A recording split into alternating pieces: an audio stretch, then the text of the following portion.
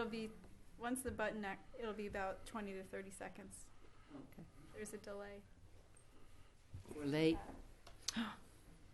We're late.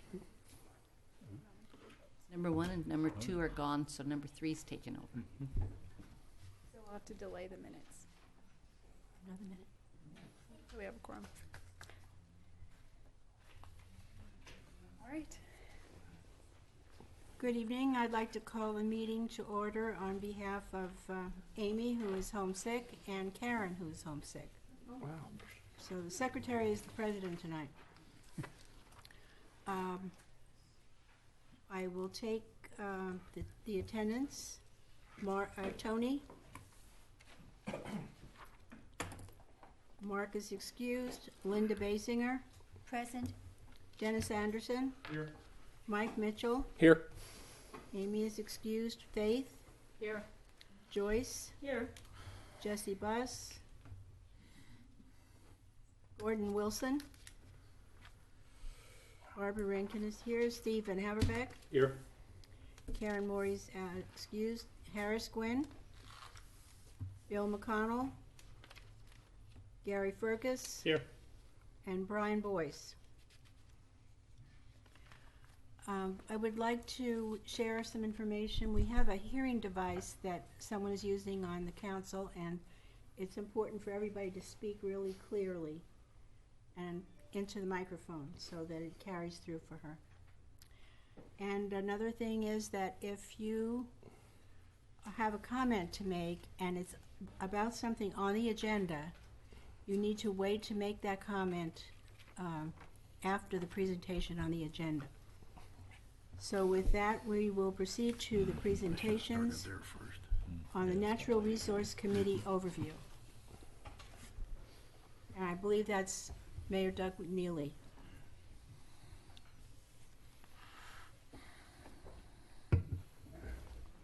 Thank you. Can I say maybe 15 minutes, 20 minutes? Oh, I'd be surprised if I talked that long. Okay.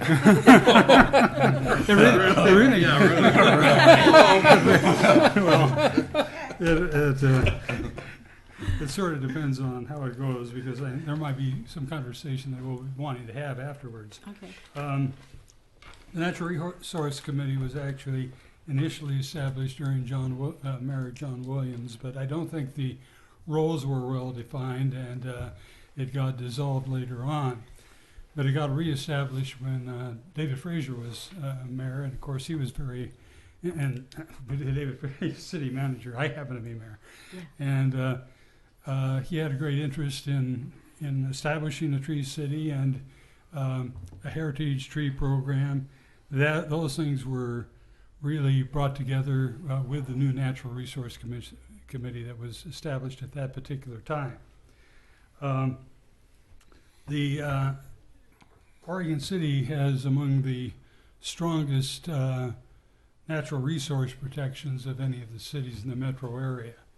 Very early on in the late 1990s, I believe it was, Oregon City has established buffer zones around anadromous fish-bearing streams that were far exceeded the metro regional government's requirements. We have 200-foot buffers around those streams, and we have strong wetland protections. And one of the functions of the Natural Resource Committee is which functions incidentally under the Planning Department, is to look at developments as they're coming forward that are within these natural resource overlay districts. We've been active in that regard. We also are trying to get the Heritage Tree Program going. I don't know have you had it presented to you before at a meeting? Mm-hmm. Okay. I believe we have.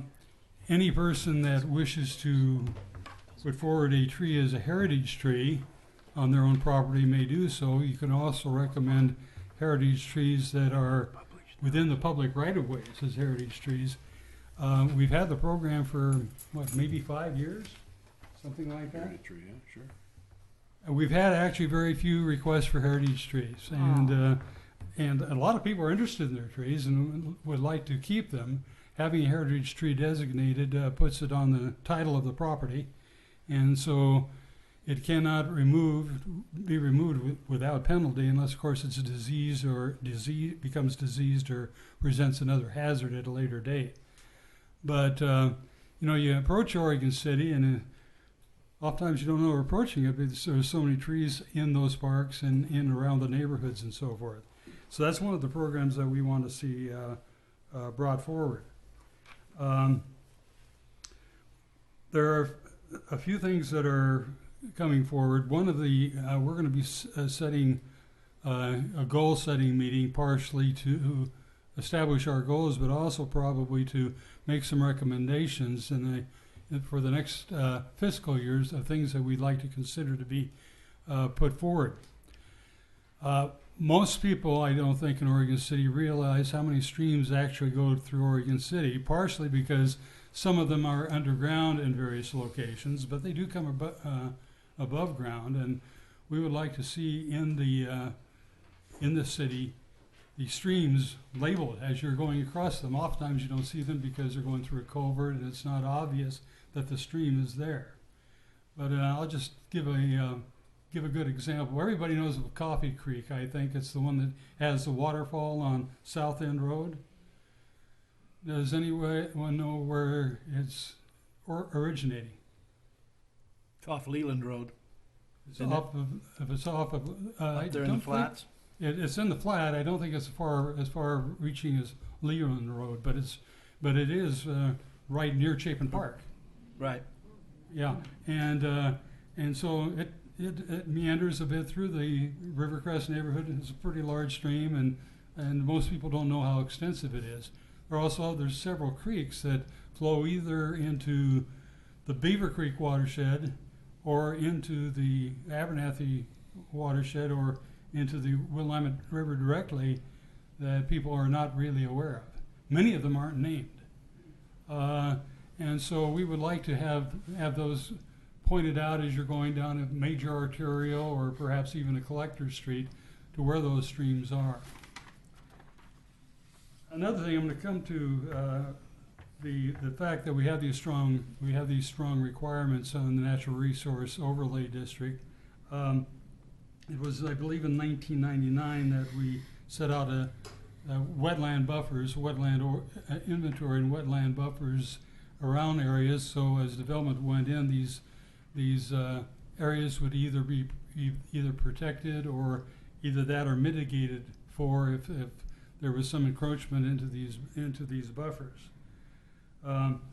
There have been a few streams that the state has put on the inventory list since that period of time, and the Natural Resource Committee is interested in taking a look at looking at that. 1999, we'd like to see if it's possible to have set in the goals of the City Commission to actually go ahead and relook at those particular inventories of wetland areas for additional protection, particularly with the new master plans coming forward in the South End area and Beaver Creek and Park Place.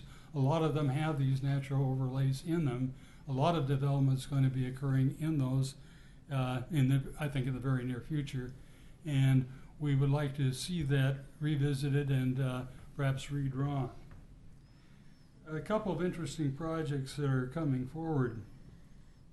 I believe it's called the Cascade Environmental Group. Is that the name of the group that John Runyon's with? Cascade Yeah. This particular group is responsible for looking for areas for mitigation for the what they call the Portland Harbor Superfund site, and that in the Swan Island area. And part of it is, part of the effort is going to be a cleanup of the particular site, but part of it is also going to mitigate as trying to establish wetland areas and so forth that have been lost with the industrial development in that particular site. And one of the areas that is being considered is the Cove area. And we've been following that pretty closely.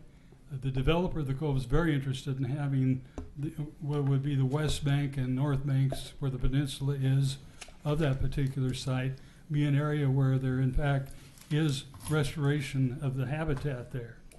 A lot of people don't know it, but on the west side it's fairly wooded. That's right off of Highway 213. It's fairly wooded, and there are in fact western pond turtles and so forth that actually inhabit that particular area, and it could be greatly improved, and that may happen if in fact is selected as a mitigation area. Some possibilities exist. John Runyon, who's the principal in that particular group, has taken a look at it from the standpoint both of the gravel bar that's established there that everybody's been concerned of, and perhaps having some kind of a channel that brings water into the cove so that there's a flushing that occurs as the development there occurs. As I said, the developer is very interested in it. Of course, the city is very interested, and we hope that goes through.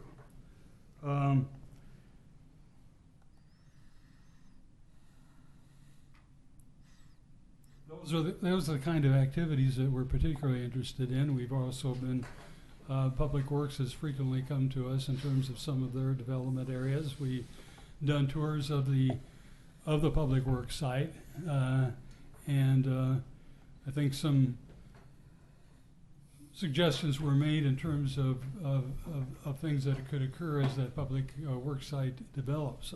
There's no real geologic issue with the site itself. Of course, the concern is above it, Waterboard Park, which is a moving site, but the whole area around on the lower part there is solid basalt. And one of our committee members pointed out a good indication of that being an area that hasn't been very disturbed is you have some large oak trees there. It takes a long time for oak trees to develop. And so that area has been stable for a long period of time. If you go on the slopes in Waterboard Park, you probably won't see any oak trees because it is not a stable area. So we have actually supported that particular location for the expansion of the Public Works site formally. We're also supporting activities of other areas. As Mike Mitchell can testify, they're setting up a Parks Foundation, and they've made an application actually to do invasive species removal at Waterboard Park, application for a grant. We were in support of that grant and wrote a letter in favor of it, and barely made the deadline in our support letter, but we did make the deadline. We interact also with the Parks and Recreation Department in terms of their activities. So even though we're under planning, we have good relations and working relations with Public Works and the Park and Recreation Department. I could throw it open to questions if you have any. And I actually, Laura frequently attends our meetings. If you have any comments or Tony has any comments, I'd be happy to hear them too. Thank you. You guys do a great job over there, reviewing applications and walking through our very complicated standards for Natural Resource Overlay District. Also, Doug, that you were talking about the Cove project, and what's kind of interesting on that is that's got the possibility of being funded through the Portland Harbor Fund. Right. This is where all the polluters put all their money at, and they've got a bunch of money to get rid of, and we happen to find out about it. And so we've hooked him up with Ed Darrow, the developer, and he got all excited about it. And then you guys came along, so it's going to be quite a project for all of us. So. I don't know how the mitigation sites will ultimately be selected, but it's one of them that the group that is actually looking at the various mitigation sites is very excited about. Mark or Mike? I should know the answer to this, but I don't, so I'll ask. The geological overlay districts, like slide areas and so forth in the city, does that fall under the NRC also, or is that? Yes. It would. Okay. I mean, any applications that come forward that are within natural overlays, including the geologic hazard area, we get notices individually of them and look at them. Okay, thanks. Any other questions? Can you state when you meet? We meet on the fourth Thursday. Well, that's Parks and Recreation. We meet on the second Wednesday, right, of the Yes. month. This is a And test. so, yeah, the second Wednesdays, we start at 7:00. You- I And you appreciate meet here? Sorry, you meet here? Yes, we do. I've appreciated the fact that you've taken a look at our stormwater standards, and we're working through our stormwater master plan. I think you're going to take a look at that, and so pretty focused on stormwater improvements and enhancements, so that's been great for us. And then, yeah, the development review process with anything natural resource overlays or geologic hazards, it's nice to have yet another group, overseeing some of the work that we're doing there, because I think sometimes that there's this assumption that it's going to get overlooked, and I think staff puts a lot of energy into making sure that doesn't happen, but it's good to have a group that's of citizens kind of overseeing that as well. Back about 20 years ago, we did not have any detention ponds, and so the old neighborhoods and so forth, it's one of the big problems. Old neighborhoods have where there's stormwater directly after a storm event enters into the stream system.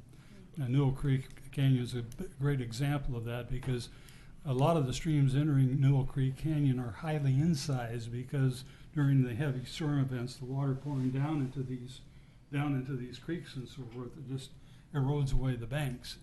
That area, and I think a lot of you know it, the soils that are there were laid down during the Missoula flood period, and they are not stable. That's why they're so slide prone.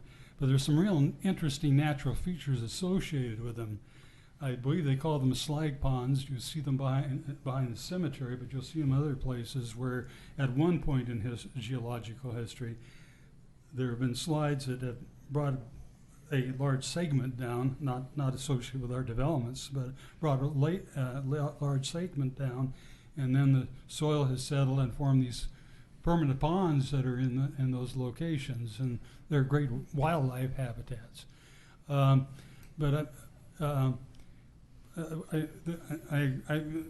I saw the water detention ponds evolve over a period of times, the first ones they didn't look that good, but they become far better. And my understanding is the standards that you're developing now are going to, in the new development areas, are actually seeking to have stormwater runoff no greater than it was during pre-development period. Is that correct? And that's the requirement. It's a little challenging in Oregon well, that's City, what I was though. going to say. It is challenging, but it's kind of an exciting period of time to be involved in these kinds of things, because the requirements that have come forward to protect the lands and so forth, protect our water resources, have become more stringent. But in the process, we have a good working staff in the public works to deal with these problems. I don't know how many of you know that our operation manager has first level of education was as a wetland biologist, and so he has those interests as well. That's right. I told him he wasn't perfect. He wasn't an engineer, but he's a biologist. That's right. Any other questions for Mayor Neely? I'll take just a second to mention one other organization I'm involved with, and that is the Greater Oregon City Watershed Council. The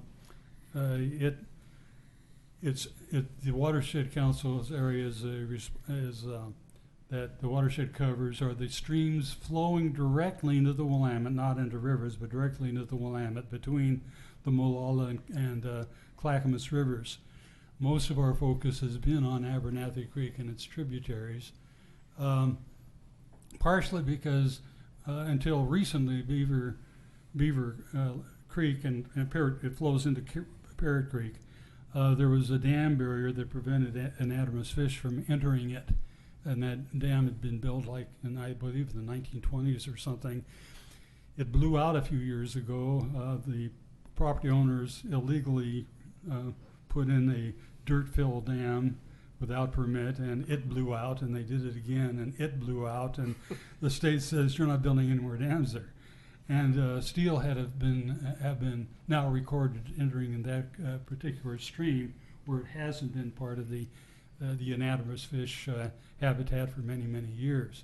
So that has potential. But Abernathy Creek has steelhead, coho, and lamprey. The survey done what they call red counts. Reds, R-E-D-D, are the nests that salmon and lamprey form when they're spawning. And there were 300 red counts of lamprey counted in that particular stream, so it's a major lamprey habitat as well as being a salmonid habitat. So we live in an interesting area in terms of natural resources. Yeah. Thank you. Thank you. Thank you, Thank Doug. you very much for coming.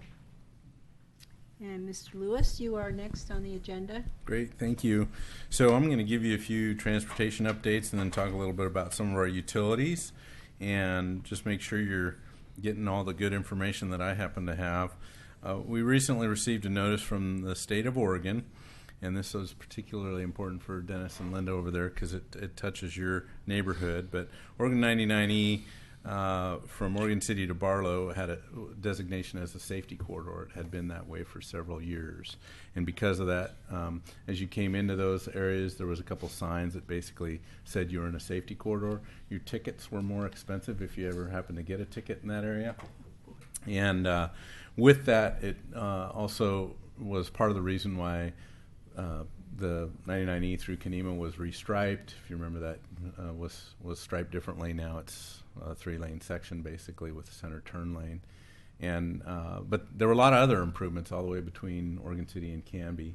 And with that, they've been successful at reducing the amount of fatal or injury-related crashes. So they feel after several years of monitoring that it's time to decommission that safety corridor, and so they've removed those signs. I don't even know if you noticed that or not, but it sounds like they removed those signs, and they're just going to consider it as any other highway would be. It doesn't have that safety corridor designation any longer. So the good news is it's a safer corridor. The bad news might be that you would rather see heavier tickets written out there or more expensive tickets out there. So Is that the only thing that it means? I mean, a safety car, I've seen those before, and I just wondered, what does that mean? Well, it basically means that the state puts more focus on those areas and focuses improvements and enforcement on slowing that traffic down and making a more safe corridor. So that's how that works.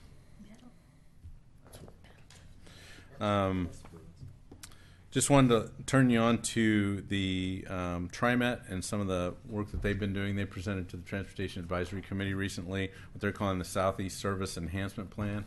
It's online, so you can take a look at it there. But some of the things that they've improved or that they're continuing to focus on, this is an aspirational document, so they haven't necessarily made these improvements. They're proposing these kind of improvements over time based on funding. So it's a little bit of it's a promise, but based on their ability to fund these promises. So one thing that they asked us for at the Transportation Advisory Committee was some direction on what we might want to prioritize or see them prioritize in this Southeast Service Enhancement Plan.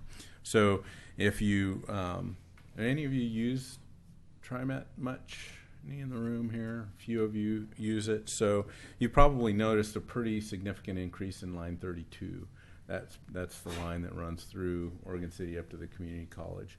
So they've really done a lot to enhance that service. So you see that bus come through town a lot more.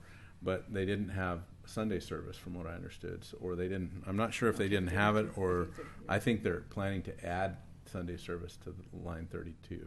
So that was an improvement.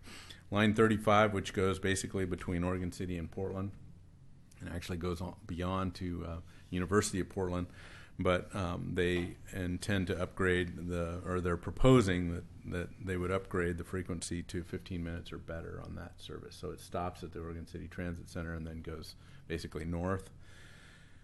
They've acknowledged the fact that the communities have asked for more a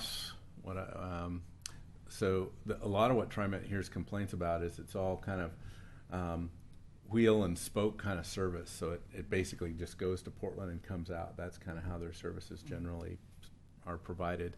And in Clackamas County, there's been a lot of requests for more cross the region kind of transit service. So between Happy Valley, Oregon City, Wilsonville, West Lynn, those communities, Tualatin, and trying to get that service established. And TriMet recognizes that. They're also realizing that the cost to provide that kind of service is difficult for them to do, and so that's a goal of theirs, but they haven't gotten to it yet. With the exception of they've got line 79, which they've rerouted. So I think 79 now you can get on Oregon City and get to Clackamas Town Center. So that's been a good addition.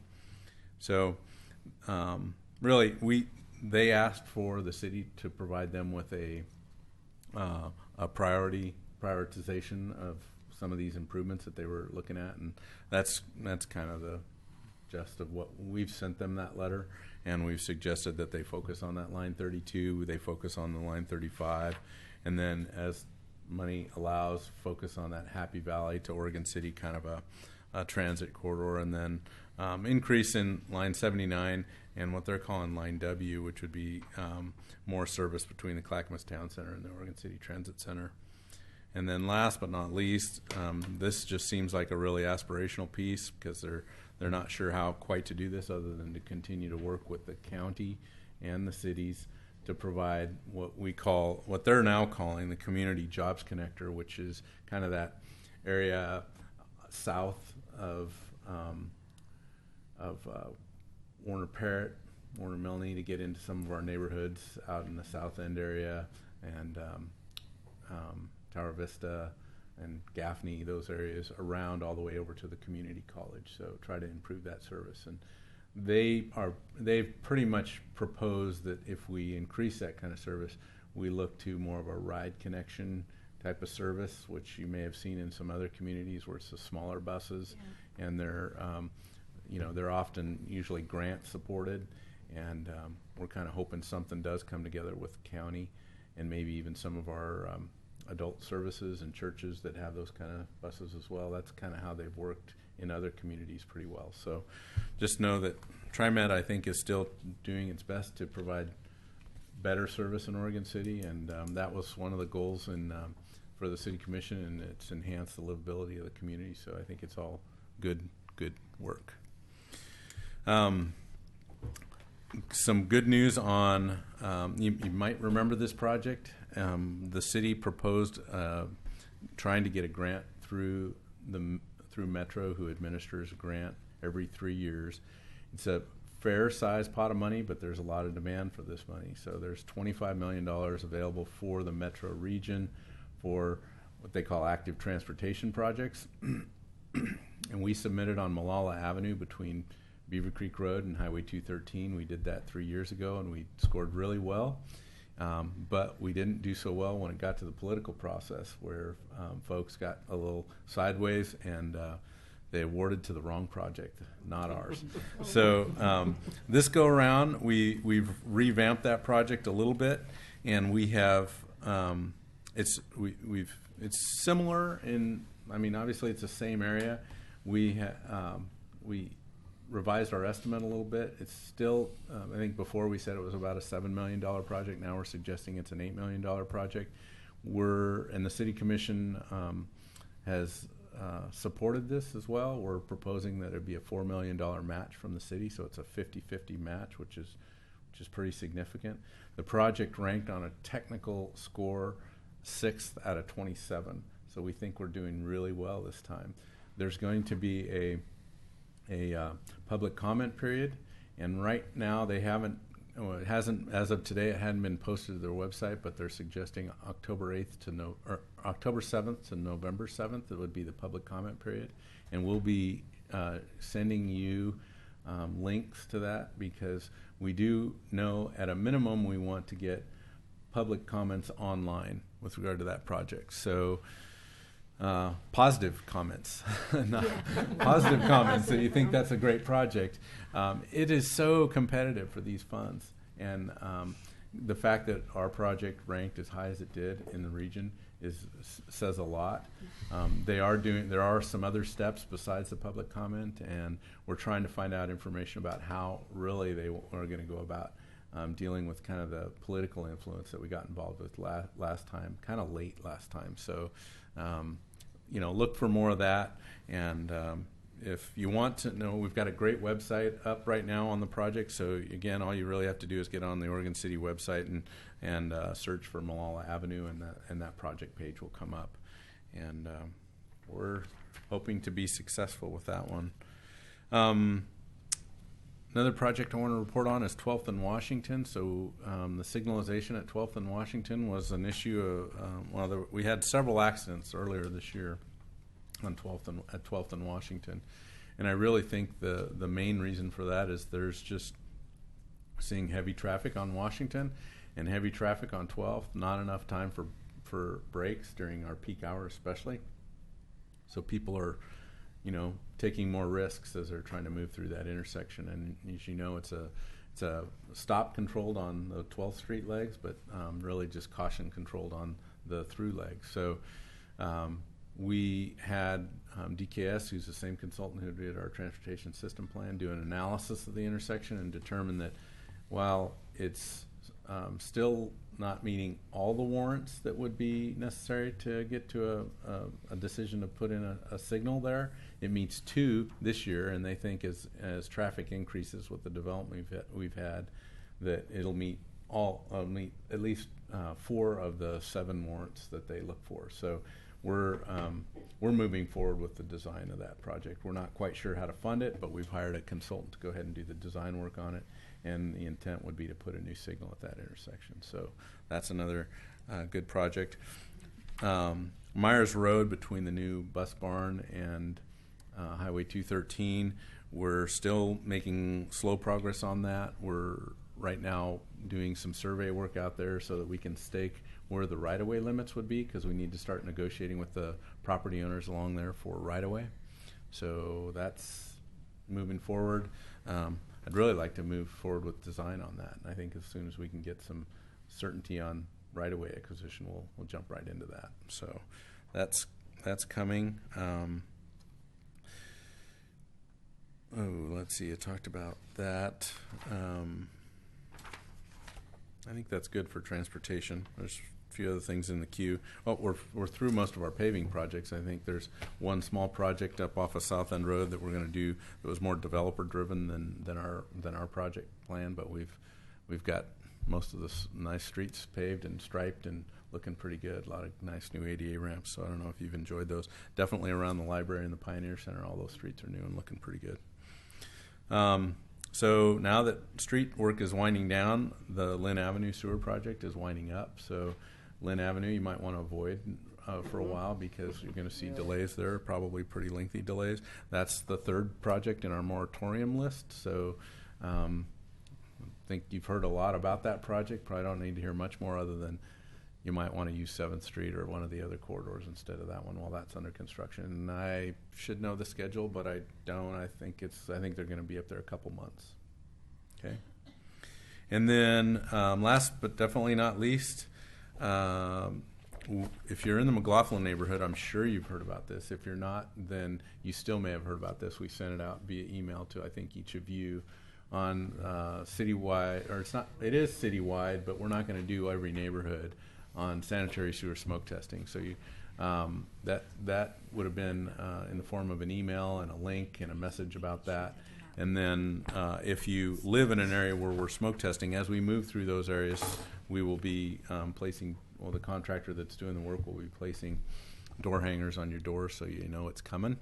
And So smoke testing, for those of you that don't know, is something that it's one of the typical tools for trying to figure out where the failures are in your sanitary sewer system. So we did a lot of flow monitoring over the last couple of years just to kind of figure out which areas have the most leakage. And now the smoke testing will tell us, do people's roof drains, are they connected to the sanitary sewer system? Because that's not supposed to be that way. Are there catch basins tied to the sanitary system? Because we are a separate system. We have a storm system and a sanitary system, and they shouldn't be flowing together. So we'll be looking for those kind of things. And then others are just pipe defects where smoke will, where there's a defect underground and it's been there long enough to where it's actually, you'll see the smoke come right up out of the ground. So the key there is if you, we'll have staff there documenting all those defects, but once in a while you'll find a house with either a P-trap or a sink in a basement or something that has dried out, and so there's no way to block that smoke from coming up into the house. So if you hear about a problem like that, you might suggest, first of all, if they got smoke in their house and you get a call for some reason, have them, kind of run out and see if the crew's out there to help kind of talk to them and figure that out. But if they're in one of these areas, we've given them good direction to go ahead and put some water in that P-trap so that you don't get smoke back up into the house. So I think that's it for me. Any questions for John? Steve? So, a couple. Any update on the left turn off of Beaver Creek? So the left turn off of Beaver Creek, we put it out to bid twice. First time we got one bid, it was very high. Second time we put it out, we didn't get any bids. So we just, the summer construction season has been busy for everybody. We see it both on the consulting end and the construction end, so we're going to put it out in the spring. Okay. And there was some mention of work being done on the landslide area on Holcomb. Oh. And has anything come of that? So we pursued funding through FEMA to get reimbursed for that. We were turned down, and so we didn't get the funding we'd hoped to for that project. So now we're kind of regrouping to figure out how to fund it and then how to get it done right. We know it's a small slide, but it involves some private property, and so we need to work with the private property owner, and we just haven't had a chance to really kind of catch up from this summer's other activities. So we'll probably work on that over the winter. Mike? Steve asked. Anybody else? I just want to say I'm really looking forward to that Molalla Avenue project circus that we had last time. That was an interesting event that we went to up at the county, and but we'll be there to support you again if we need to do that. Yeah, I appreciated you guys doing that last time, and I think we really did outwin that, but there was just a couple of politicians that felt differently. Yeah, and some celebrity figureheads that I don't know why people are drawn to them, but yeah. Oh, Bob, how could I forget? Well, you can come up. I guess Bob wants to talk about the Drive Safe Oregon City. Is that okay now? Is that okay? Yes, okay. Bob LaSalle? Well, I always like to come back to the CIC. It seems like I'm coming back home in a way. About a year and a half ago, John suggested or gave me the idea of this Drive Safe Oregon City campaign. And so we went through all the hoops to get these stickers made up for the garbage cans. And I'm going to tell you how I get them up, and it seems to be pretty successful. I go up to somebody, and this I do on garbage day, by the way, so that I know I'm going to a home that has the garbage can put out, because a lot of them don't have them put out. I guess they do their own garbage hauling or something. Anyway, I knock on the door, and if they answer the door, if somebody's home, then I just simply tell them, my name is Bob LaSalle, and I'm with the Oregon City Transportation Advisory Committee, and in conjunction with the Park Place Neighborhood Association and B&B Leasing, we have been allowed to place these stickers on the garbage cans that address safe driving in Oregon City. And these are the three choices. I give them one to hold so I can hold up the other two. And I tell them, now, which one of these would you like to have us put on your garbage can? I don't ask them, can we? I just give them a choice of three, and they make a choice. And in all reality, they aren't their garbage cans when you really think about it. They belong to B&B Leasing. B&B Leasing has their logo right on the stickers. So with their permission, we're putting them on the garbage cans. It works out real well. I only had one lady so far deny me permission to do so. Now, the people that are not home, I just put them on the garbage can. Well, I mean, what the heck, you know? It's a safety campaign, and people need to be aware of it. And so I'm careful, you know, I don't put these safe driving, there's no accident on two in a row. You know, I try to mix them up a little bit. And I have a letter here, an email.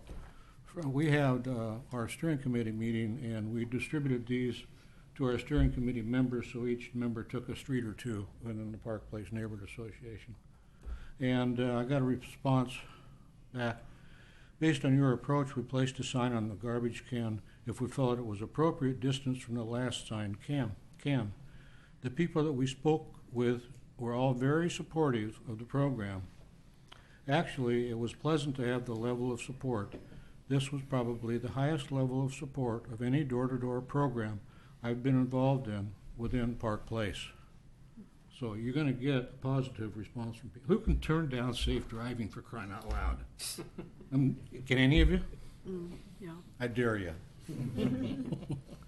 Okay, so anyway, I'm kind of disappointed that driving around the neighborhoods, I don't see a lot of these signs up yet. We put ours up. I just got a list from Kanema, from Dennis. You guys put up a lot of them. Joyce? Okay, so you're saying that what do? You wash an area and stick the sticker on.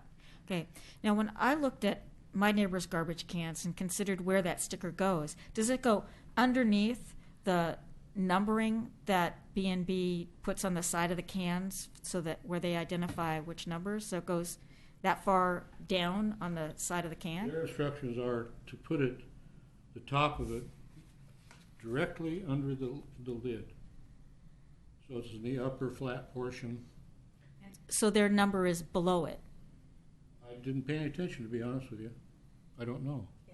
Well, all the garbage cans in my neighborhood have numbers on the sides, and it seemed to me like the instructions were putting the signs directly over that number, which caused me to pause and think, am I getting mixed messages here? So, well, B&B Leasing told us that's where they want them, so Okay. that when their grappling thing comes together, it doesn't deface the sign. It's below the sign.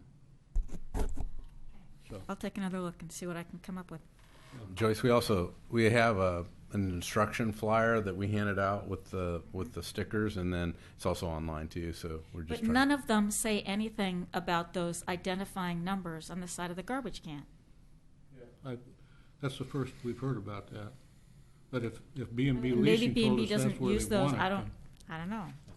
One thing you want to be careful about is that when you're placing these on the garbage cans, this adhesive is really, really good. So if you get it stuck on your hand and you let it overlap, you're going to be a handicapped person for the rest of your life. It really is. Okay, go after them, by golly. Let's make this a safe city. Thank you. And if you find your neighborhood doesn't have a volunteer like Bob, then let's circle them back to the city, and we'll find. We talked about. I mean, the TAC was adamant about wanting maybe Boy Scout troops or others. You know, we get that.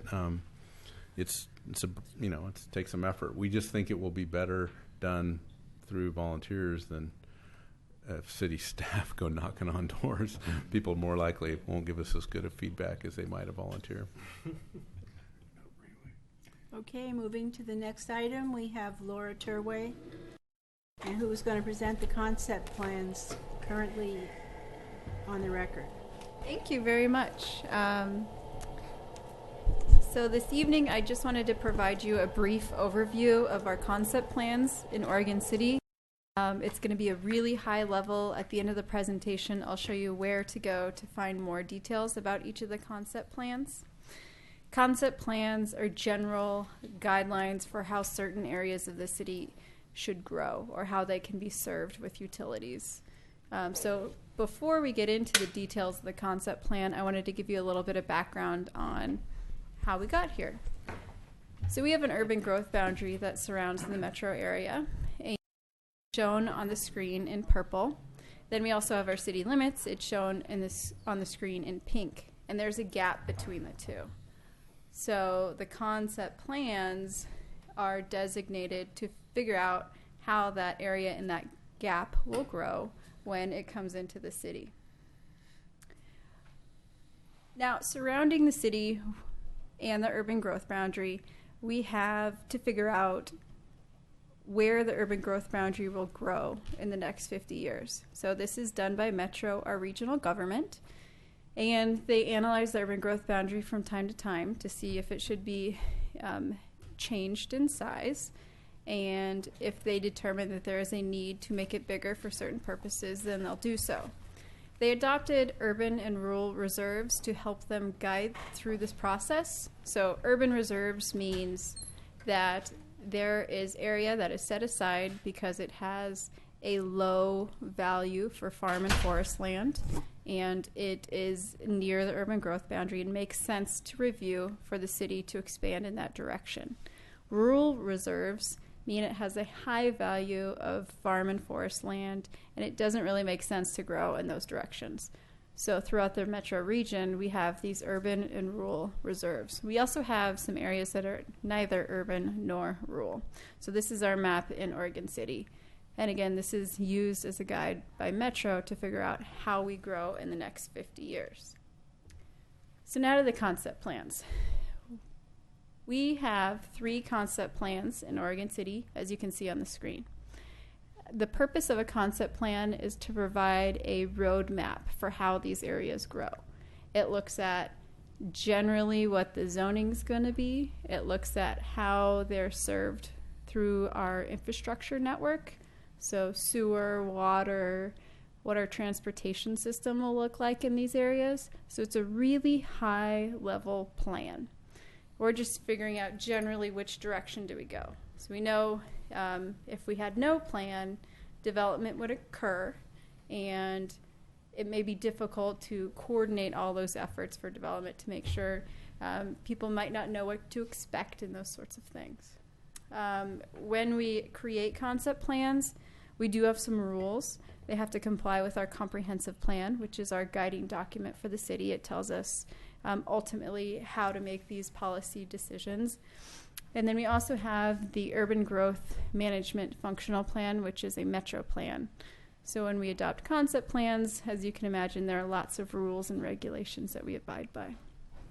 These plans are created by the community.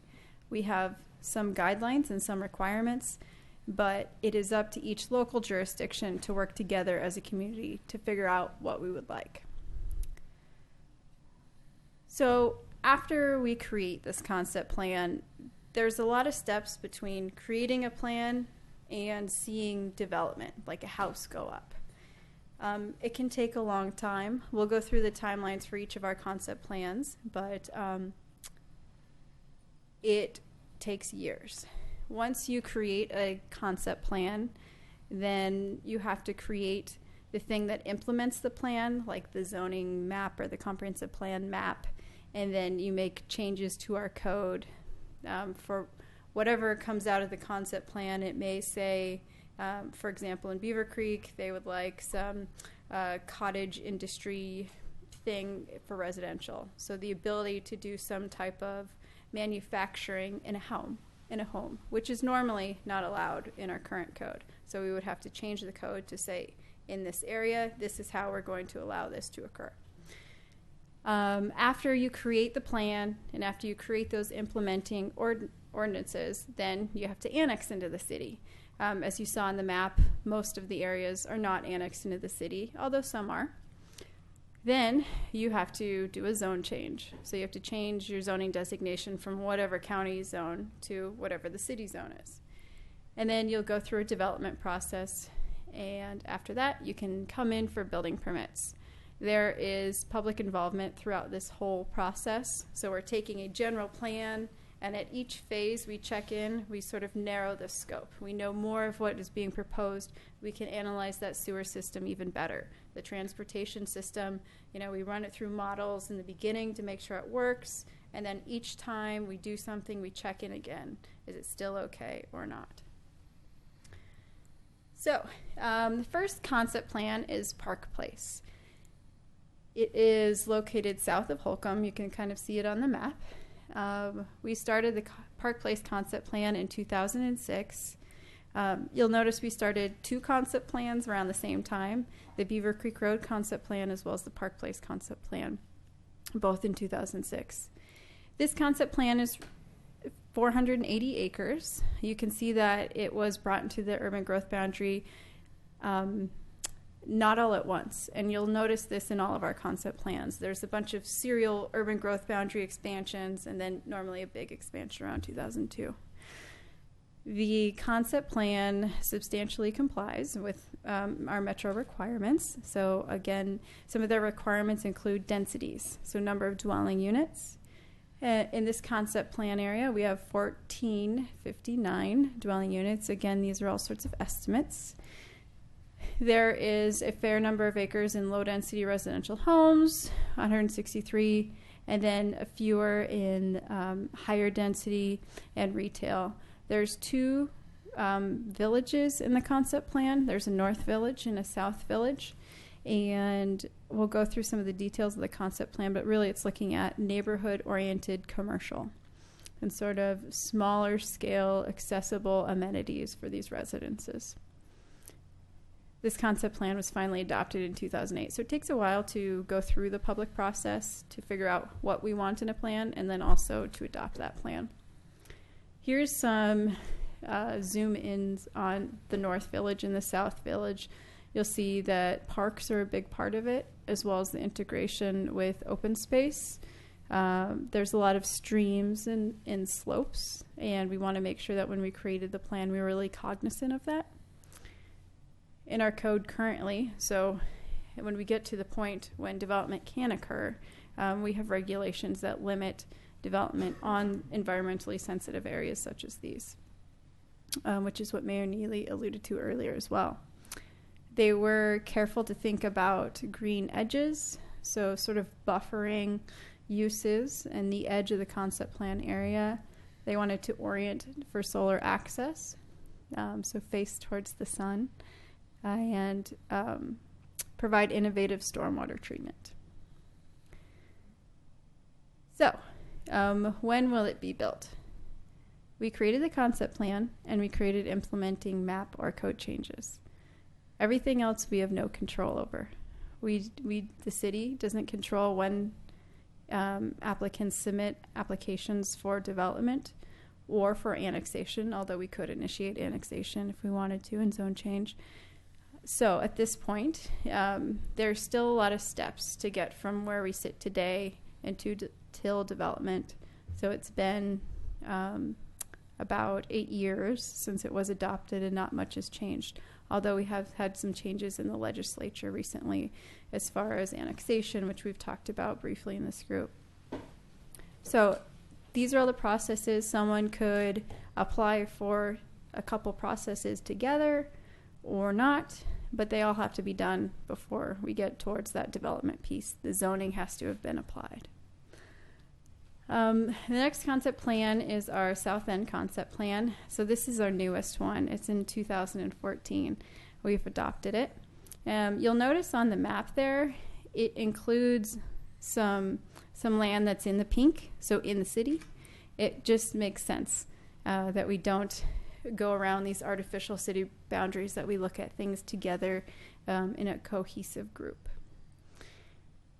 The concept plan area is 133 acres in the city and then 478 acres in the county. You'll notice again it sort of was brought into the urban growth boundary through a series of steps, not all at once. There's an estimation of dwelling units there, for 2,600 on the high end and 1,700 on the low end. We allow some averages and ranges when we do development. So it's all a little bit of a guess. There's a couple of commercial nodes. We'll get to the zoning in just a minute, but these orangish areas. And so it talks about weaving these natural environment with the built environment and sort of creating, again, sort of similar in the Park Place concept plan, these smaller nodes of development. There's circles around here which indicate walking areas. So we want to make sure that everyone has amenities within walking distance. Parks were a very important piece of this. There's 24 acres of parks in this concept plan. And constrained land, again, the slopes and the streamed area, there's 145 acres of that. We started this concept plan in 2012 and it was adopted in 2014. Here's the comprehensive plan designation. This comprehensive plan we'll always keep referring to. It tells us if something is going to be medium density residential, low density residential, or high density residential, and from that comprehensive plan designation we'll get our specific zoning designations which tell us exactly how big those lot sizes have to be. So in this one you'll notice these two nodes of mixed use corridor. Mixed use corridor is a general zoning designation, but it's more pedestrian oriented than general commercial.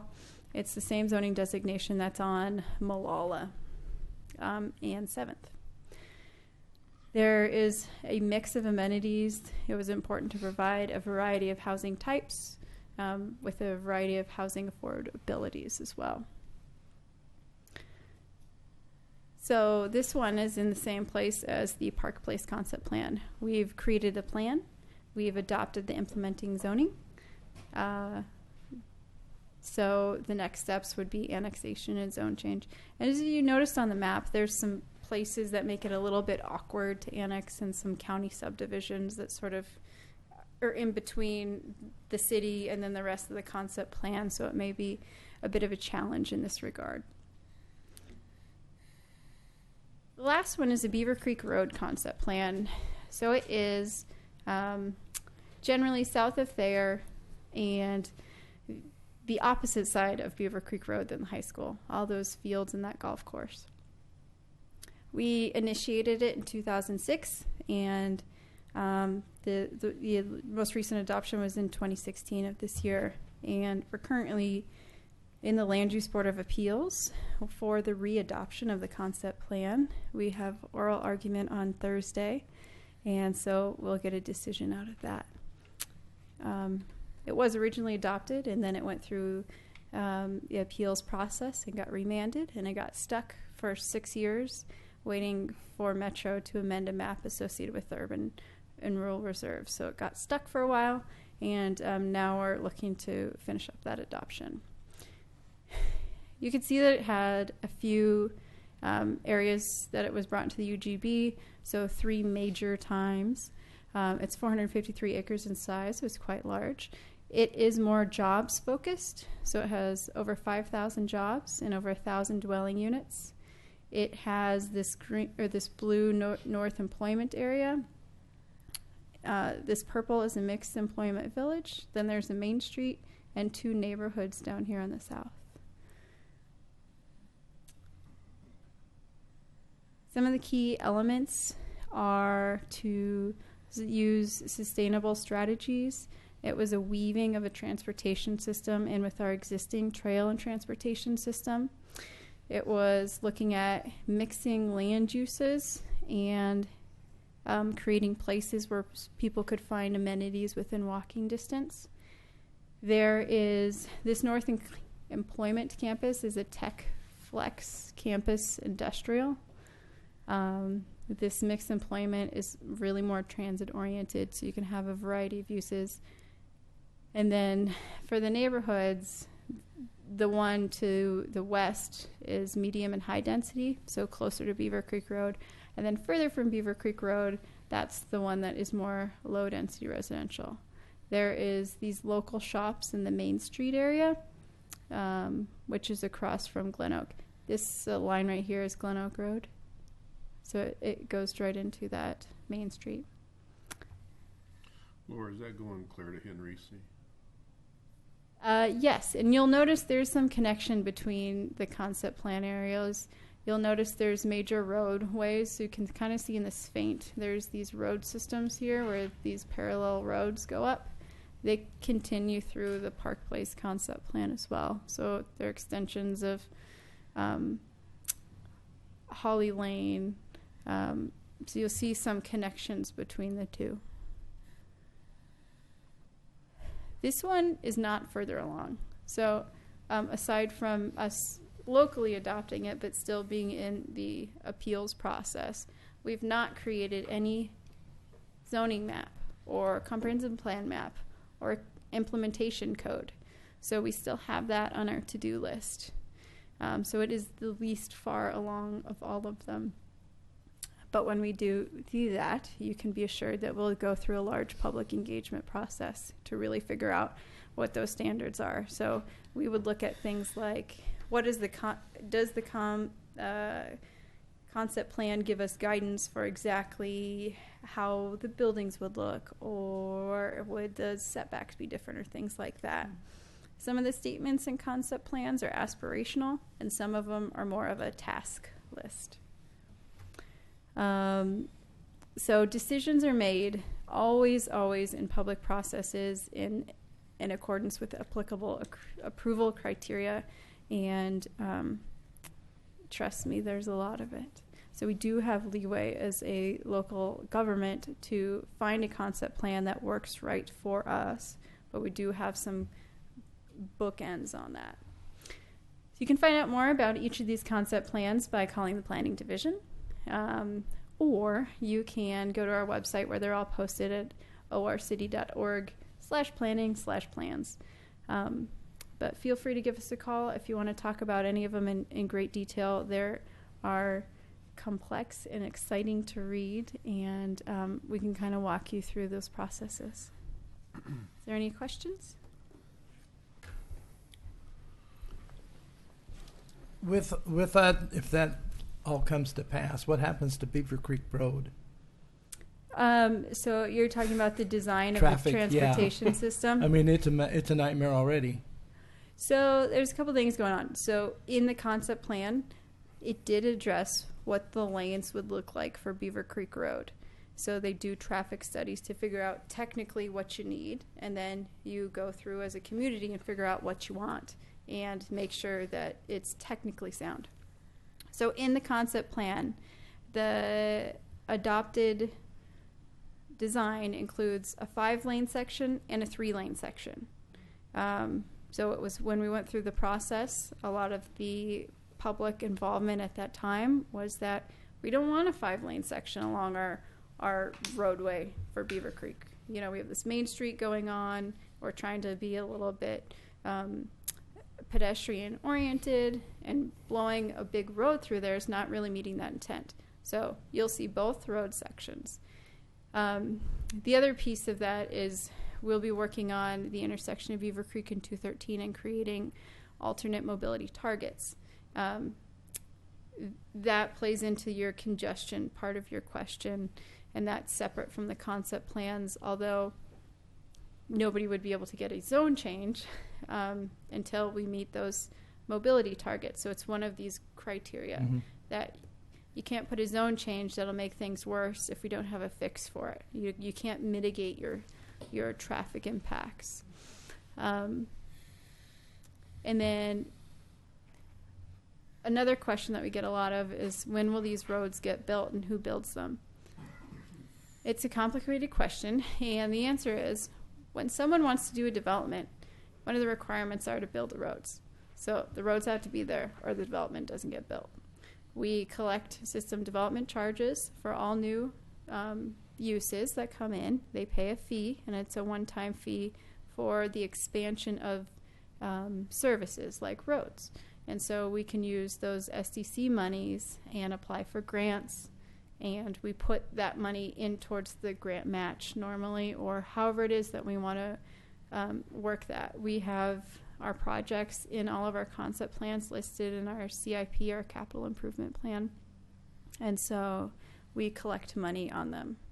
and developer builds portions of them as well. Did I answer your question? Yeah. Okay.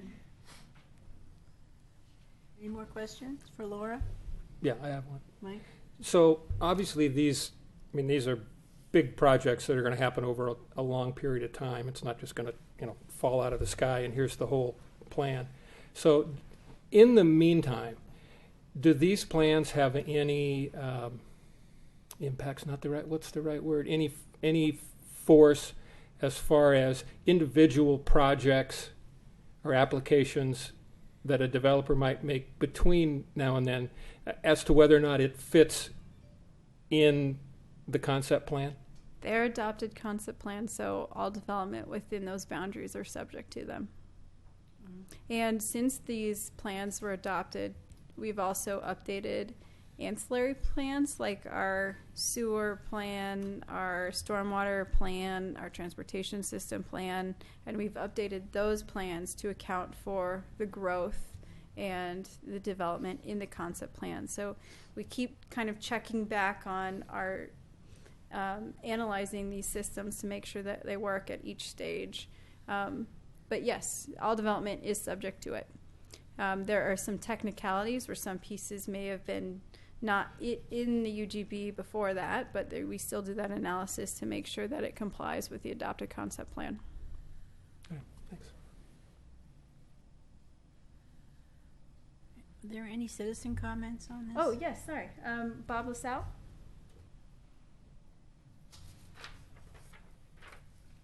And I will bring that up for you, Bob. Thank you.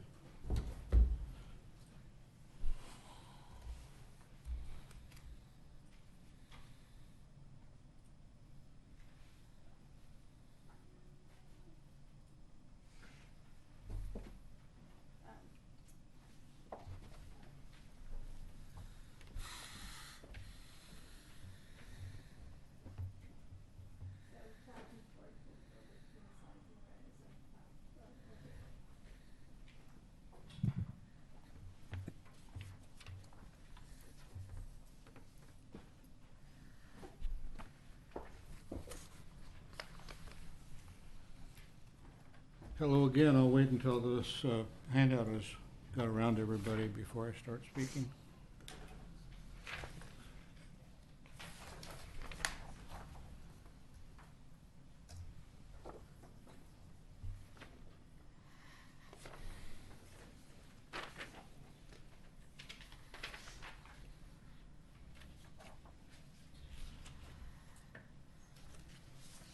What I'm going to do this evening is talk about the Park Place concept plan because it is happening right now. Developers come in, and if you look at the map I just gave you, in the upper right-hand portion of the concept area, you'll see an area that's surrounded in red, and that is an annex, a proposed annex area that a developer is hoping to come in and build in. And this is in the north village of the concept plan. The south village is below Redland Road. Redland Road is the red line going from left to right. And this development of Park Place would be a good example for all of you who have within your boundaries or next to you or close to you the other concept plans. So it will affect the entire city. And if we can get the Park Place one right, we can certainly get it right in any of the others, just thinking of the topography alone. Laura gave you the key elements. One of them I want to kind of concentrate on or make you really aware of is the innovative green on-site stormwater treatment methods, which in the concept plan addresses this very, very well and leaves it up to the builders to build the streets and areas that can absorb the stormwater runoff without having to build a lot of stormwater retention facilities. And it just naturally flows through these things that they build in the street and down through the neighborhoods and down into the stream beds and stuff. And by the time it gets to the stream beds, it's pretty well under control. So it's a very workable solutions that they have. And actually the stormwater requirements that Oregon City now has are the highest level in the whole area. I've been told that by a couple of different developers.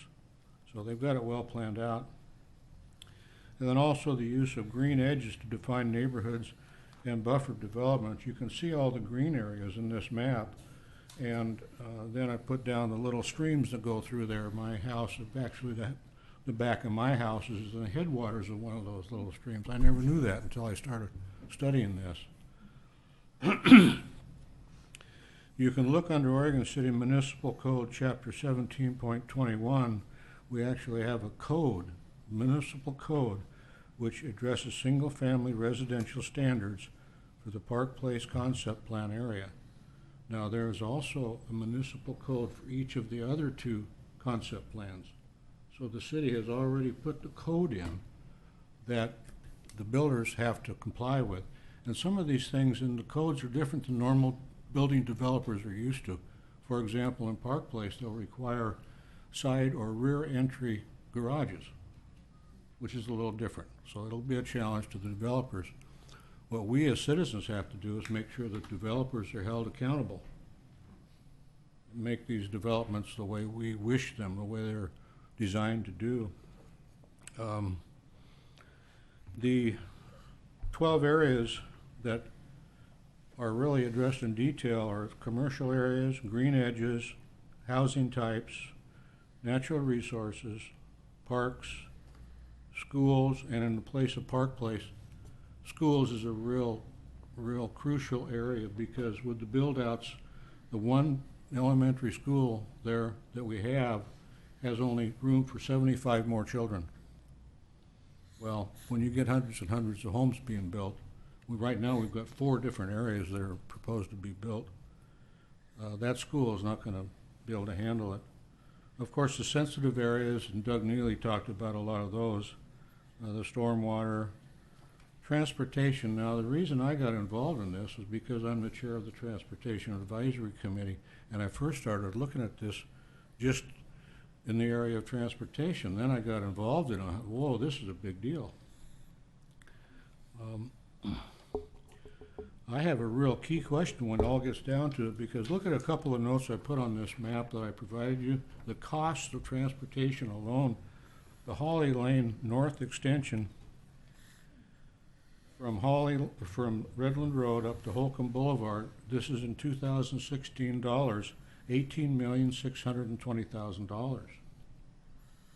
The Swan Extension at the left-hand side, from Livesay Road to Redland, $4,345,000.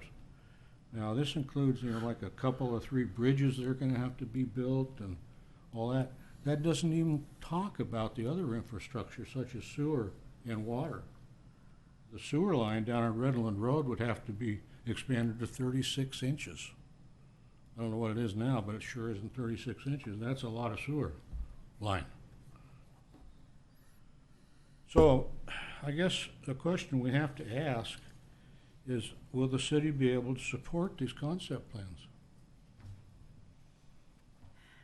A lot of money. The SDCs will not cover these construction costs for the infrastructures that the city has to provide. And it's eventually going to come to the other parts of the city. Now, I addressed the Planning Commission about this the other night, and I told them, this is every bit as important as the Willamette Falls concept plan. Now, that's the big thing going right now, is the Willamette Falls concept plan. And it's a wonderful plan. And it's going to be a great thing for the city. But it affects one part of the city. These concept plans affect the whole city. Everywhere in the city, it affects these concept plans, one way or another. So it's something you got to start thinking about. Why plan for it now?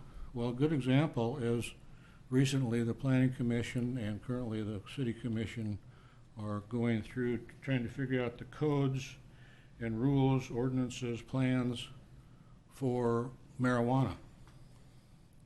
The vote hasn't even taken place, but they have the foresight to try to solve the problems before they occur. And that's a good thing. Well, the same thing should happen with the concept plans, is start thinking about the problems that are going to come up, the costs that are going to be involved before it arrives, because then it'll be too late. Now, I've been assured by Laura that the city has all these codes and rules and regulations in place, and they'll hold the builders to those rules, and I'm sure they will. But it's going to be an area that the citizens can get involved in during the development phase, not the annexation phase so much. But it's important that citizens get involved in these concept plans as they're being developed. I could go on and on about this because, I don't know, I just got really involved in it. I mean, hours and hours of research that, thank goodness I have my man cave. Hooray for me. And thanks to my wife for that. Any questions or comments about this subject, not about anything else in the world? About your man cave, or No, I said about this subject, not anything else in the world. When you first sat down, Bob, you said something about there's somebody already working in one of these areas. And could you highlight which area that is again? Yes, if you look in your map, I have a little red area surrounded right up in there. Okay. Well, it looked like, okay. Within those red lines is the, I can point on the screen. Okay. yeah, right in. there. The city's received an application for an annexation. It has, I believe, been deemed incomplete, and we actually had a pre-up on it this morning as well, but it's for. Goes over to the park. Yeah, there, So yeah, it's- that main area right in there. Here and then up here. Yeah, So, quite a large area. yeah, all annexations will go before the planning commission, city commission, and they're required to meet with the neighborhood association as well. And that color yellow, was that for the low or medium density? So I'm just trying to compare the colors on the maps. Yes. Yeah. So it's low or medium? It's, We no have a comprehensive plan designation, which I think is low density residential in that location. This is the general concept plan map. It's not our implementation zoning map, comprehensive plan. thank you. The annexation application would involve no zone change at the moment. So,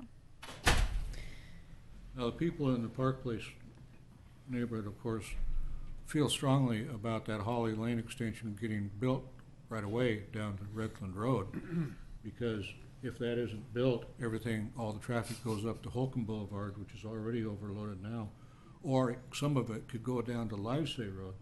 But if you've ever traveled on Livesay Road, that won't handle very much more traffic before it's just a gravel pit. Really, it's not a very good road to begin with. So that Holly Lane extension, there's nothing there at this time? No, Nothing. There's, okay, thank you. No. It's wilderness.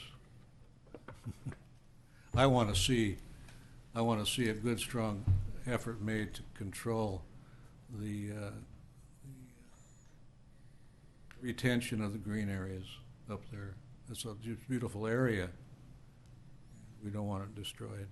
So if they build Livesey or Holly Lane, the $18 million, where does that come from? Well, that's the question, is that SDCs, the builder will be required to be responsible for some of it, but Just where he's building, though. just where he's building, yeah, and the rest of it going down to Redland Road, that's where the city has to come up with some kind of answers to that, whether it be, now I've had some of these explained to me by Laura. She's been very helpful to me. Is sometimes the builder will be required to build a road down to a certain area, and then they'll be reimbursed by the future developers. But, you know, that's a lot of money for a developer to put up front, millions and millions of dollars. We've got SDCs saved up, but not nearly enough to cover those kind of expenses. It was brought up early on from our neighborhood that, well, maybe we should ask to have all the SDCs that are generated by the building in Park Place to be dedicated to Park Place. And then it was brought up to me, well, be careful what you ask for, because that might be all you get. So, you know, there's a trade-off here and there. There's lots of ways to fund these things, but my goodness sakes, can the city really afford to support these concept plans as they've been envisioned? Are there grants available out there to build that kind of a road just for? There could be. So for Like- like the jug handle, we received a grant for that. So one thing is that we are collecting SDCs for them. So we collect SDCs for projects on a list, and these would be projects on that CIP list that Bob mentioned in times past. So we updated those project costs to make sure that we were staying on par. And then when development comes in, they'll do a traffic study, and there are certain criteria that they have to meet, like building roads and frontage requirements, but they also have to meet the level of mobility or congestion standards in our code for traffic. So, you know, if it's all coming in of one way and that one location is too busy, I mean, we can't approve development. They have to get the road in.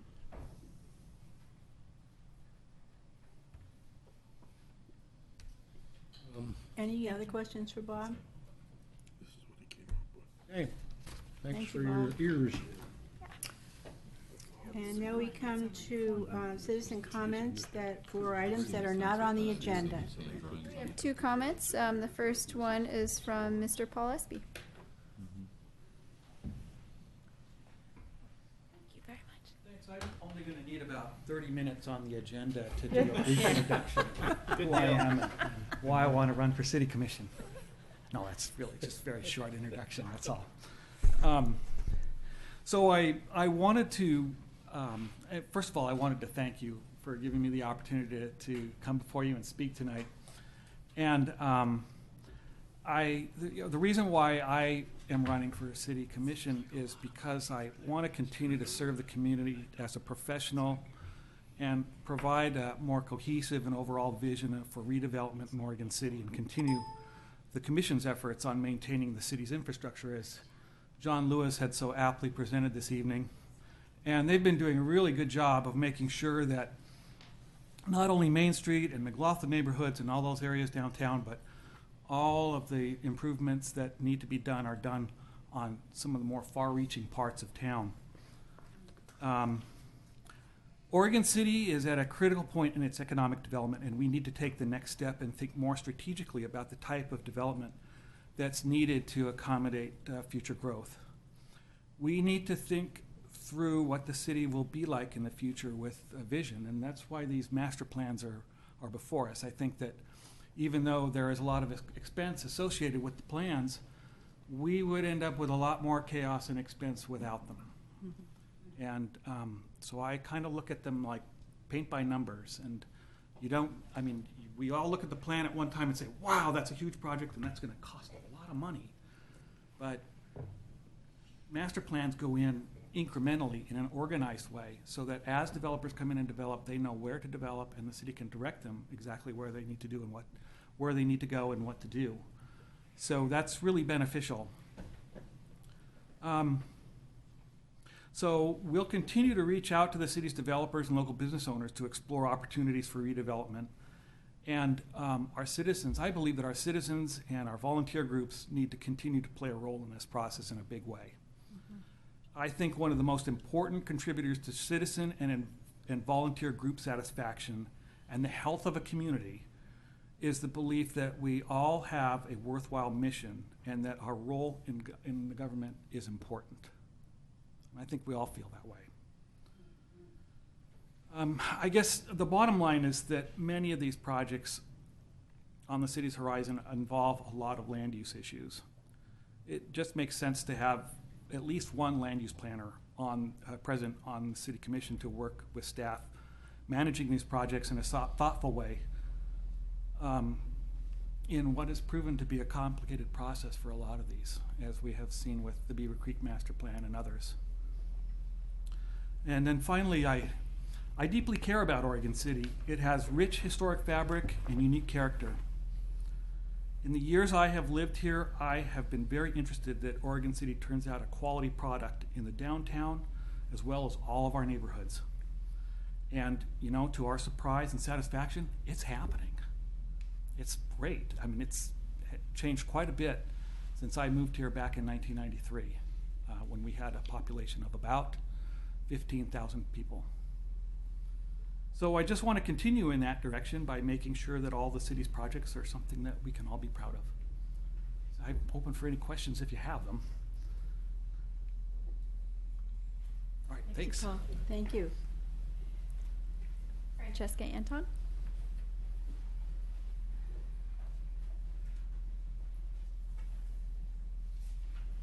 Thank you. I'm so glad I came to this meeting. It's my first CIC meeting, and for those of you who don't know me, I also am the secretary of the McLaughlin Neighborhood Association, so I've been taking copious notes since our representative, I don't know why our representatives aren't here. And I will bring those typed up to the steering and general meetings. But the reason I'm here, it seems so small compared to everything else discussed tonight. But since I came back from Canada, working in Canada 3 years ago, my house is at 123 High Street. And I semi-retired and started being involved in the integrity of the Promenade Park. And as some of you might know, I run a once-a-month park cleanup, volunteer park cleanup, and through that, I've gotten to know Jonathan Waverly, our parks manager, really well. And I am also a walker. I do a lot of walking here in town, and I go way back with the promontory because there's just so much draw to both those places, the promontory and the promenade, and they're very, very dear to me as they are to citizens all over this city and all the people who come visit. I meet people from all over the Portland Metro almost every day on the promenade who are just coming to visit and walk. And they also go up to the promontory. And I have expressed my concern about what's been happening the last year up on the promontory with Jonathan and talking to the neighbors. And there's a lot of us who just go up there and volunteer and clean it up. There's a lot of problem up there. And I just hate to see that. In the little thing I typed up, I actually went today and talked to the people who were up there. I had a very interesting hour conversation. And I was really pleased overall with the conversation. Most of them were kids, some of them in their 20s and 30s. And so I've just kind of summarized that for you. But I would love to see all the players in this town somehow contribute to finding a way to getting that promontory's integrity back again. And I don't know what it's going to take and how we might do it, but right now it's not good. And it's not good 7 days a week. And I've been up sometimes to the Oregon City Police Department because when I've gone up there, it's so bad that I just need to ask the police, you know, what are you doing? How are you involved with the things that are going on at the promontory? And I don't think that right now there's a lot of really good coordination about that with parks and the police and citizens. And I think we really need it. And I think that these people need to hear from all of us that this is an esteemed place in our town. And we need to work with all the players and see if we can't make it a restful, peaceful place. Yes. Jessica, I want to thank you for bringing this to our attention.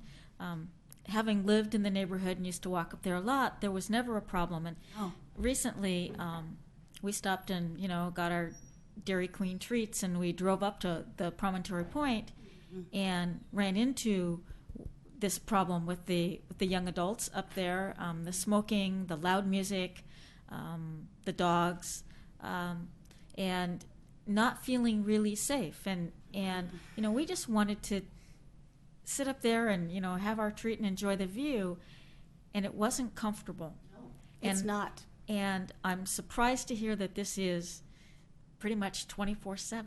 It's pretty much 24/7. And there's a place as you go walking around that 925 the house there that I mentioned in my summary. There's a place that you can see a little sign that said something on video camera, and you can see they have worn a very wide path. I think that's part of Waterboard, but I'm not sure. And they go down. It's very steep, but they've got a little place down there where all kinds of interesting things are happening. I've walked down there several times. Said, "What are you guys doing down here?" And I caught all kinds of things. So, and if that was, I mean, I see a lot of things at my house, believe me, on the promenade. I've just about seen everything. But it's really, you know, when you've got little kids and you've got that around your house all the time, it's tough. So I think there are many issues that need to be addressed, but it's such a great spot. I remember being out there years ago. There was a complete eclipse at 3 o'clock in the afternoon. There must have been 200 people at the promontory watching it. It was great. So just was asking for your help on that. Thank you. Thanks for all your hard work. Thank you for bringing Do you have any ideas? Well, Because we were there Friday night. We have friends that live right there on Promontory. And there were probably 15 cars. Yeah. There was a lot of alcohol there. They were playing loud music. What are the signs? I didn't stop to say, can that be reestablished as a quiet zone or something like that by the city? I think tonight is the first meeting with our new community services director in the Parks Department. Is that correct? And I know that Jonathan's been thinking about it and discussing different ideas.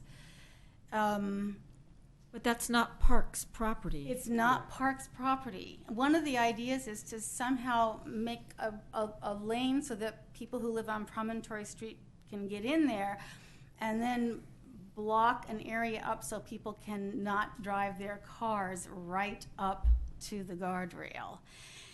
And you know, there's two sides to that. And but when I talked to these young people today, just my hunch was pretty much correct, that they wouldn't come unless they could drive their car right up there. Right. Yeah. And At that first is, they said, well, we'll just park everywhere in the neighborhood, you know, and I just listened, and they said, well, actually, we probably would just stop coming. Yeah, they couldn't be listening to their music right there, yeah. Yeah. So. yeah, because I know our friends are quite concerned about what's going on, and they've contacted the police also. Yeah, and I think Is that just a city street there at the top of the, up to the wall? Yeah. Yeah. So yeah, things so that are it's going showing the on map. there. It's the hangout. And you can read through that and Yeah. see, and Thank you. and yeah, I'm sure there's a good option. I think that more neighbor involvement in terms of people coming out and just coming in, just being there. I mean, one of the kids said, you know, if more tourists came up here, it would probably be better for everybody. That's Rivercrest neighborhood. Yeah, yeah. And I just heard from Jonathan this morning that right now the homeless, a lot of homeless people have shifted their overnight stays into Rivercrest. But he hasn't had one phone call about that yet. We've been rousting them out of Knoll Creek Canyon. Yeah. Finding other places. And because there are so many people coming back to the promenade, I've had up to five people sleep behind my house in the promenade. And, but because there's been more, because the promenade looks better and there's more people there, I think that there's a lot less homeless activity on the promenade than there used to be. What is Just cleaned up. the land down below the wall? Is that city land or is that private property? Waterboard kind of wrap around it. I believe so. Yeah, I think So Waterboard waterboard wraps comes around there, it. so that's all public.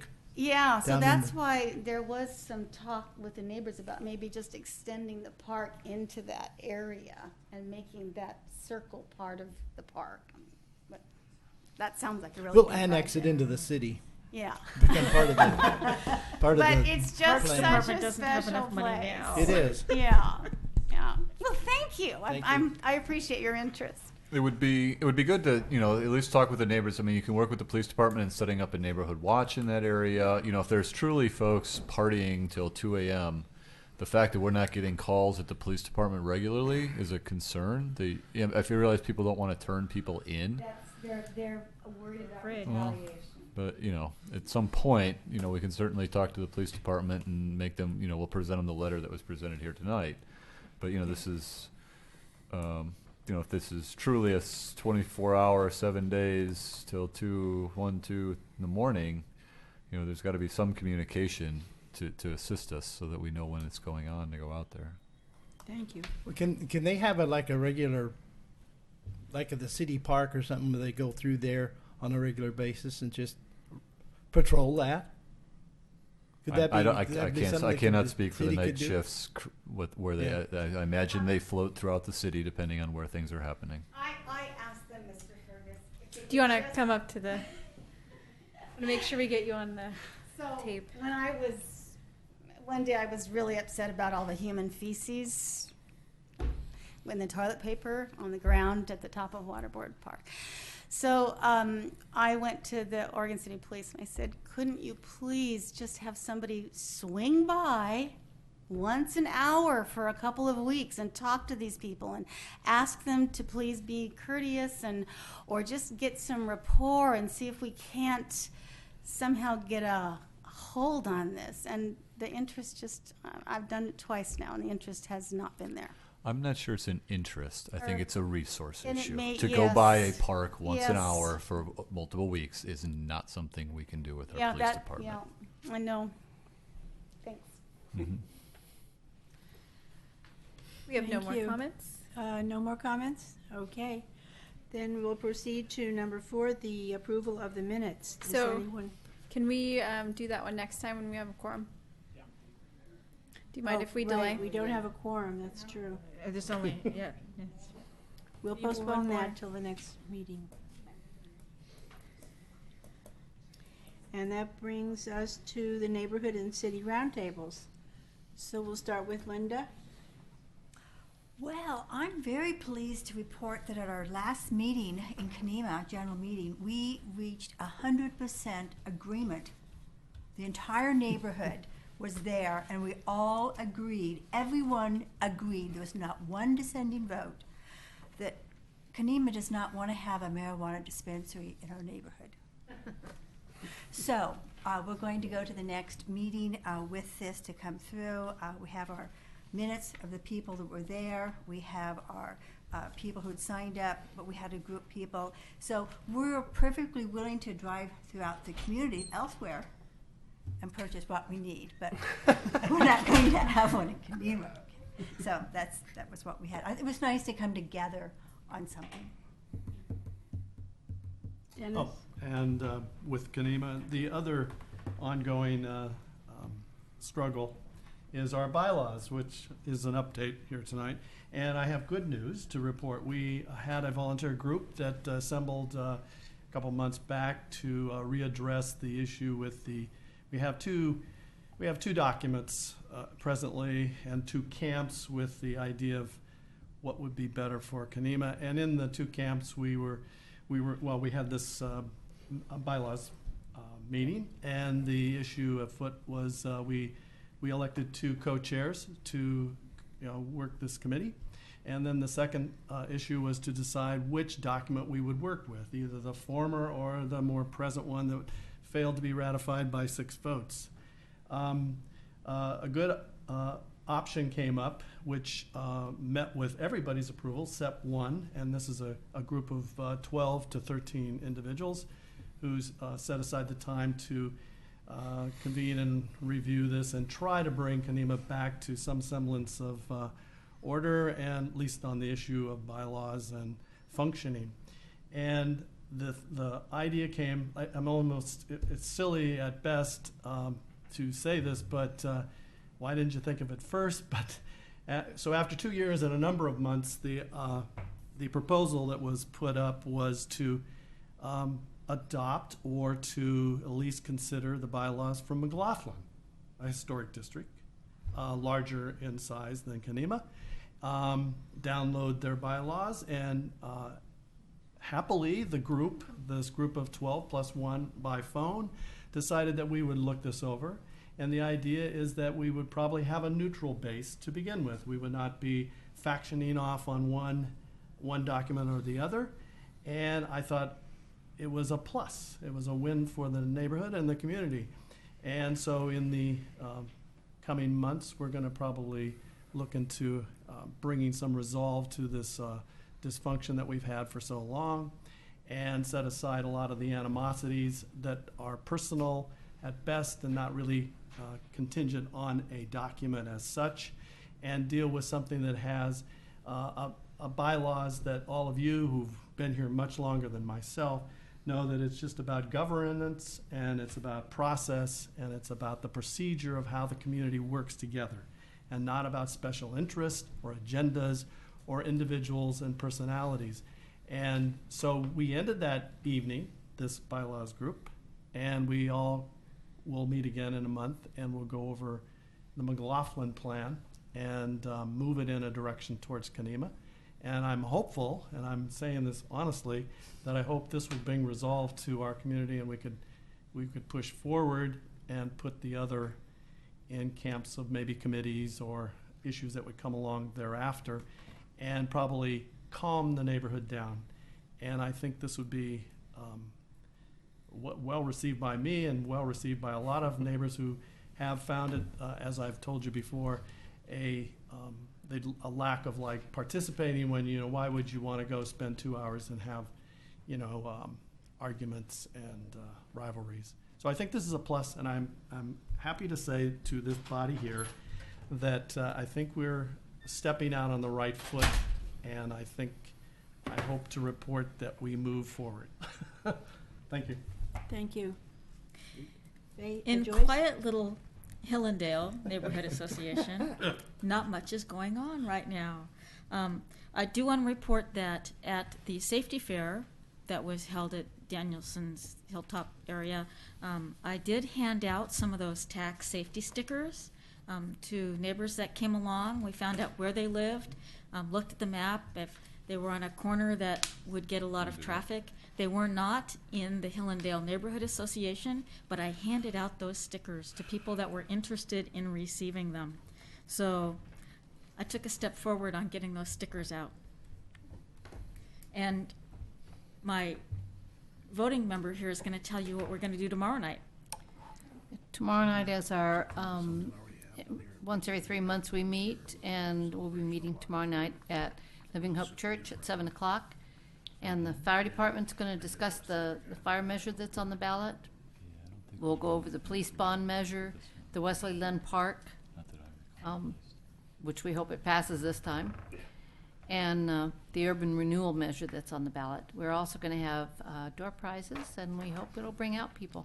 And we're accepting nominations for Tower Vista Neighborhood Association so that they can stop meeting with us and start meeting on their own. So door prizes from Menchie's. Menchie's, yeah. Door prizes. Steve? Okay, Park Place Steering Committee met with the Planning Commission last week to go to see the presentation on the concept plan area. And on October 17th, the general meeting will meet at the Alliance Charter Academy, and we will also get a presentation on the Park Place concept plan area. There will also be door prizes. Thank you, Steve.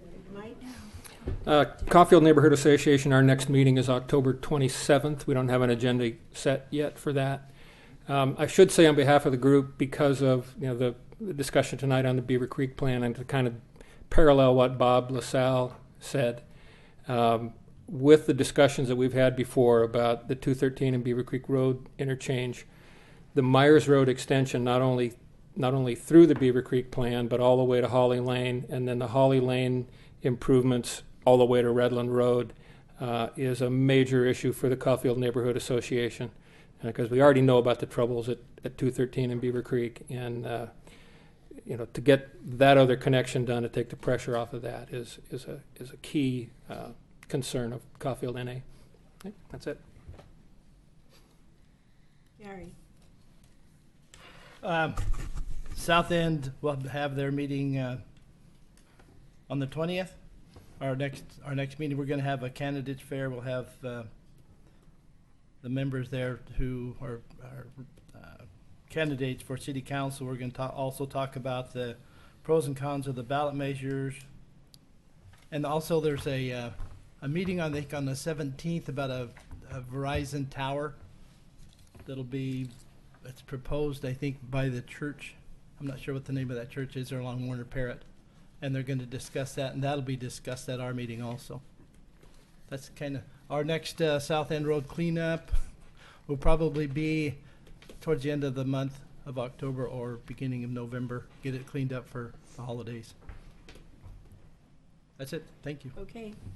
Just to add to what Steve said, the Park Place neighborhood is also entertaining several new additions in that same area as the plan that you saw in the concept plan, except the other side of Holcomb Boulevard. And there are 3 small developments currently working and 2 medium to large ones on the east side of Holcomb Boulevard. So it's going to be a lot of more cars. And then add to that the concept plan. Yeah, it's going to be something. On behalf of Amy, the Gaffney Lane Neighborhood Association will hold a special land use meeting at 7 o'clock on October 17th at the Meadows Courtyard. It is about a 5-home subdivision on Lazy Creek Lane by Land's End. And on October 27th, there'll be a general meeting at the Meadows Courtyard. The agenda is to be decided, but one item is variance on a property on Malala, a Little Cooperstown complex. It's for, the variance is for signage. So Amy asked me to add that. Laura? Thank you. Okay, so a couple of updates. There's going to be some new faces around the city.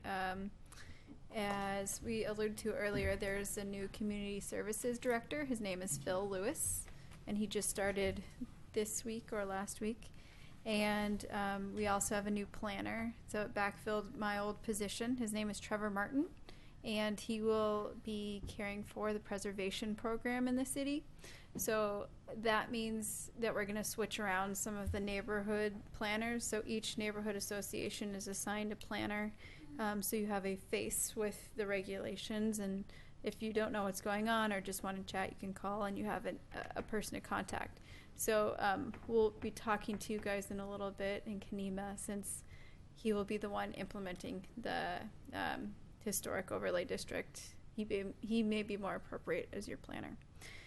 We also have a new development engineer, Mario De La Rosa. He has been helping the city for a little bit and got hired on as full-time staff. We have a couple of cases in the Land Use Board of Appeals in the Planning Division. The Beaver Creek Road concept plan, the oral argument for that is on Thursday, so we should anticipate a decision around the 1st of November to see if that readoption plan is okay. And then the other one that we still have in the queue for LUBA is the zone change for some properties by Historic Properties. It's right by that intersection of Beaver Creek and 213. So we're finalizing arguments now, and so we'd get assigned a court date soon. The next thing is the Trail News. So the last edition of the Trail News, we did have an article for the CIC. I think Barbara or Amy or someone wrote it, and we entered it into the Trail News. It is that time again, and the articles are already due for the next edition. They're due Friday. So does the CIC want to enter an article into the Trail News? And if so, who would like to write it? So the one that was in last time was just a general statement about what you do. So we could sort of recycle that one if we need to. I can send it to someone to tweak slightly. Don't all raise your hand. All right, so I will put that aside for now. The pressure's off. You can start. Could we nominate somebody? Anybody who's not here. Like Yeah. Amy again? All right, so I'll see what I can do to try and put something in there. Karen's a published author. There you go. There you go. Yeah, so And she's listening. we will list all of the meeting dates for the rest of 2016 in with that addition. The one thing I want to start on is figuring out what our meeting dates are for 2017. So I have here a list of the dates of which I think each of your neighborhood associations will meet. And so I wanted you to confirm that. I'll pass that around and I'll email it to you and your chairs as well. And what I wanted to talk about was the CIC meetings. So we are closed January 2nd because it's on a Monday to the first, Monday or Friday if the holiday falls on a weekend. And so that is what our regularly scheduled meeting date is. Would you like to cancel the CIC meeting for January? It's usually a bit busy and sometimes attendance is pretty low on those ones. And then September 4th is Labor Day, so that is canceled every year. I have highlighted in red July 3rd because July 3rd is a Monday and July 4th is a Tuesday, so I would suspect people might just take an extended weekend. Is it okay to cancel that? Oh boy, if you do, August 7th, wouldn't that be National Night Out? Yeah, that would be the National Night Out. So that would mean we wouldn't meet from June until Oh, no, National October. Night Out's on Tuesday. Tuesday night. Oh, it's So on it'll a be the 8th. Tuesday. Oh, Oh, okay. that's it's on right. Tuesday. Yeah. Never mind. Okay. Never mind. Yeah. All right, We so miss our meeting. I'm going to move forward with this. So we'll continue on the first Monday of every month, but we will cancel January, July, and September. Good.